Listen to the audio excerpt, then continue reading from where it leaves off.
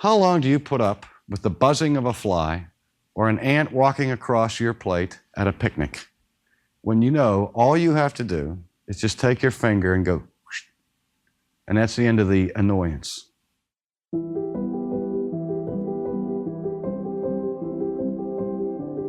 I noticed when I was little and I was given to combat and violence, maybe 50 street fights when I was in high school, that most of my fights were with people my own size.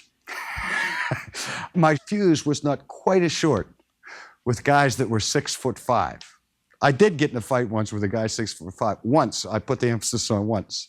That taught me a little bit about patience the next time. I said, in other words, we tend to be more patient with people over whom we have no power because we can't afford not to have patience. So in that case, patience is not so much a virtue, is it? But think of Jesus, who at any moment could call on legions of angels. And he stood there and listened to the calumnies of these men who were arguing with him theologically, who was the beginning and end of theology. They're arguing him about nature. He made it. They're threatening him with punishment, and he has the power of life and death in his hands. And he opened not his mouth. He reminded his disciples that, hey, look, nobody takes my life from me, but I lay it down for my sheep.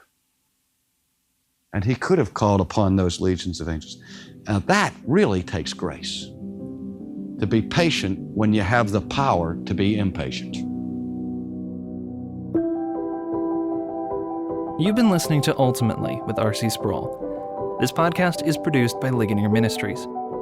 If you haven't already, make sure you download the free Ligonier app to access a full teaching library of videos, articles, and other resources. Just search for Ligonier in your app store to get started.